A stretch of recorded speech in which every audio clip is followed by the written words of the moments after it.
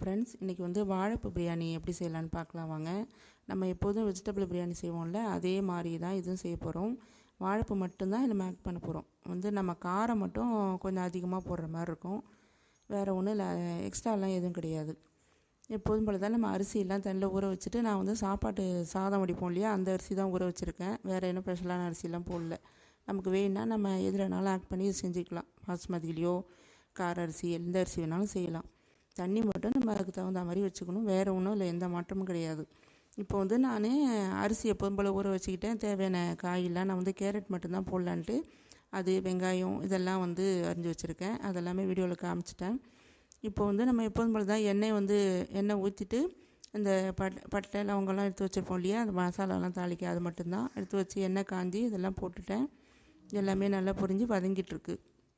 இப்போ வந்து வாழைப்பூ வந்து நான் வந்து ஒரு 2 டம்ளர் அரிசிக்கிட்ட நான் ஊற வச்சுருந்தேன் அரிசி சாதம் செய்கிறதுக்கு. அதுக்கு வாழைப்பூ வந்து நமக்கு ஒரு 4-5 மடல், ஒரு 6 மடல் கிட்ட வச்சிங்களேன், அந்த அளவுனா சரியாக இருக்கும். நம்ம வாழை மடல் பிப்போம் இல்லையா, அது ரொம்ப நம்ம நிறைய போட்டாலும் டேஸ்ட் அவ்வளோவா நல்லா இருக்காது. குழந்தைங்க வந்து வாழைப்பூ சாப்பிடாமல் இருக்காங்க இல்லையா, அந்த கூட்டு பொரியெல்லாம் வச்சு கொடுத்தா அவங்க அவ்வளோவா சாப்பிட மாட்டாங்க, விரும்ப மாட்டாங்க. அது மட்டும் இல்லை, பெரியவங்களே இப்போலாம் எங்கே நம்ம எடுத்துக்க மாட்டுறாங்க நிறைய பேர்.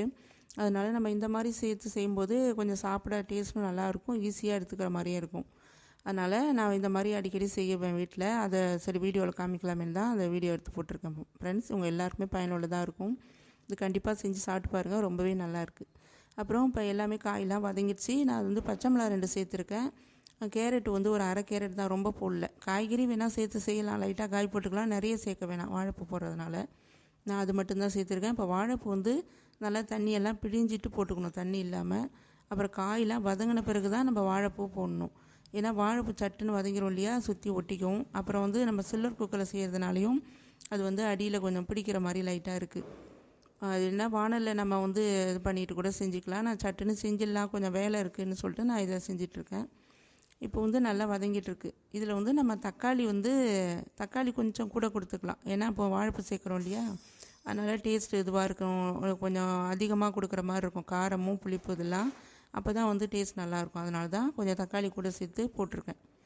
அது கூட மல்லித்தழை, அப்புறம் வந்து புதினா, கருவேப்பிலை போடல.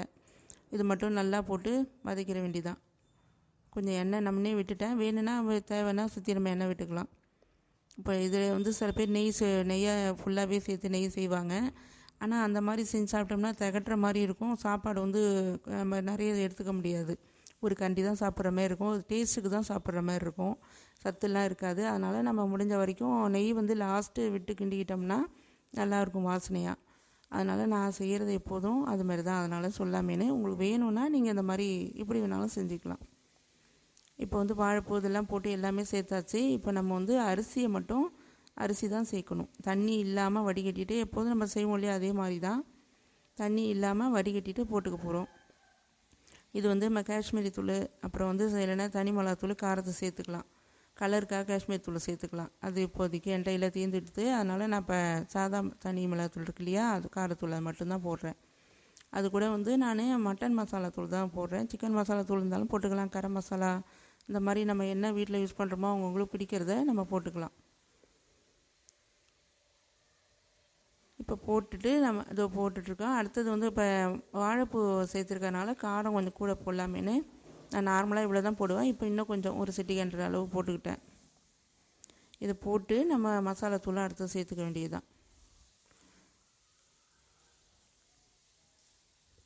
மசாலா தூளும் போட்டுட்டேன். இப்போ இது வேணும்னா இது கூட கரம் மசாலா தூள் இது மாதிரி எக்ஸ்ட்ரா சில பேர் போடுறவங்க, மஞ்சள் தூள் போடுறவங்க, இவங்கெல்லாம் போட்டுக்கலாம். இப்போ நல்லா கிண்டி விட வேண்டியது தான். அடிக்கொண்டு நல்லா கிண்டி விட்டுட்டு நம்ம எப்போதும் வைக்கிற மாதிரி தான் 1க்கு 2 பங்கு தண்ணி வைக்கிறவங்க அவங்க வீட்டு அரிசி இருக்கு இல்லையா, அதுக்கு தகுந்த மாதிரி நம்ம வச்சுக்க வேண்டியது தான். நான் வந்து 1க்கு 2 பங்கு அப்படிங்கிற மாதிரி தான் வைப்பேன். அந்த அளவு தான் அதில் தண்ணி வச்சுருக்கேன். இப்போ வந்து குக்கர் விசிலும் வந்துருச்சு. எப்போதும் போல் 3 விசில் தான், என்னுடைய குக்கர் 3 விசில் தான் சரியாக இருக்கும். அந்த அளவு தான் நான் இப்போ வச்சுருக்கேன். இப்போ விசில் விட்டு இறக்கிட்டு கொஞ்ச நாய்க்கு வச்சு எடுத்து பார்த்தாச்சு. நல்லா தான் இருக்குது, சாதம் உதிராக நல்லாவே இருக்குது. இது மேலே வந்து நான் நெய் விட்டு லைட்டாக அப்படியே மெதுவாக சாதம் உடையாமல் கிண்டிக்க வேண்டியதுதான். இதுக்கு சைடிஷாக வந்து நான் குருமாலாம் எதுவும் இன்றைக்கி செய்யலை. இன்றைக்கி வந்து நான் பச்சடி தான் பண்ணியிருக்கேன். வெங்காய பச்சடி, வெங்காயம், கேரட். அது ரெண்டும் தான் போட்டு இன்றைக்கி நான் பச்சடி பண்ணியிருக்கேன். இதே வந்து வெள்ளரி பச்சடி இந்த மாதிரி நமக்கு எது வேணுமோ அது செஞ்சுக்கலாம். ரொம்பவே நல்லா இருந்த ஃப்ரெண்ட்ஸ், நீங்களும் செஞ்சு சாப்பிடுங்க. அடுத்த வீடியோவில் பார்ப்போம். Bye friends.